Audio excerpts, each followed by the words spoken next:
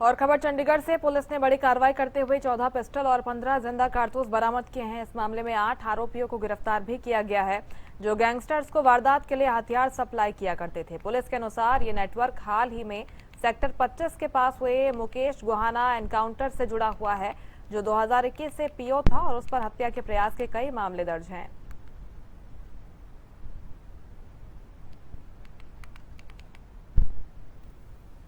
आज बदमाशों के बीच और पुलिस के बीच मुठभेड़ हुई और वहां पर जो है काफ़ी रिकवरी भी जो पुलिस ने की है। और इस वक्त खास बातचीत करने के लिए हमारे साथ डीएसपी विकास शोकंद मौजूद हैं। सर, सबसे पहले तो जानना चाहेंगे आज की जो मुठभेड़ हुई है वो किन लोगों के साथ हुई है, उसके बाद जो है क्या कुछ कार्रवाई की गई है? हमने इनिशियली राहुल रेली और मोनू कांदू को पकड़ा था, जो कि वेपन सप्लायर हैं, चीफ वेपन सप्लायर हैं ट्राई सिटी के।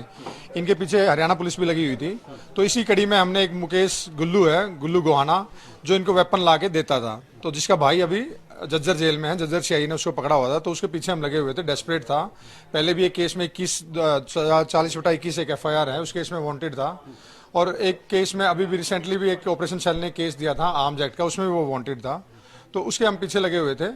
तो उसके तुरंत बाद जैसे हमने देखा कि ये वही सस्पेक्ट है, तो उसका पीछा किया, तो उसने पुलिस पार्टी पे फायर किया। जवाबी कार्रवाई में उसके पैर पे गोली लगी, उसको पकड़ लिया गया। पुलिस को जिस प्रकार से उन्होंने जब फायरिंग की, तो पुलिस को भी कोई कह सकते हैं कि गोली लगी है या कोई घायल हुआ है? उसने तीन फायर किए हैं, जो फायर किए हैं, उसमें पुलिस के पास बीपी जैकेट थी, तो बीपी जैकेट पे लगी है, जबकि कोई ऐसा कोई लॉस नहीं हुआ, उसमें कोई इंजरी नहीं हुई है, जबकि उसके पैर पे गोली लगी है, राइट साइड के पैर पे। इनके साथ कौन कौन जो है शामिल है, कहाँ पर इनके कनेक्शन है और कहाँ से ये वेपन्स लेकर आते थे और कहाँ सप्लाई करते थे? ये गैंग मोस्टली मध्य प्रदेश में और उत्तर प्रदेश में जुड़ा हुआ है, जो इसके तार बाहर में फॉरेन नेक्सस भी है इसका, जो फॉरेन जो गैंगस्टर्स बैठे हुए हैं वो इनसे अवेलेबल करवाते हैं।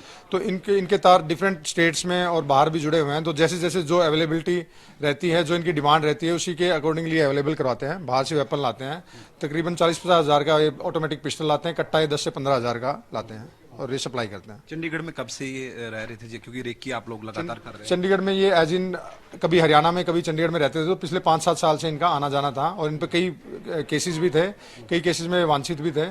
तो हरियाणा पुलिस, पंचकुला सीआईए भी इनके पीछे लगी हुई थी, पंजाब पुलिस भी इनके पीछे लगी हुई थी। तो फाइनली ये सफलता चंडीगढ़ पुलिस को मिली।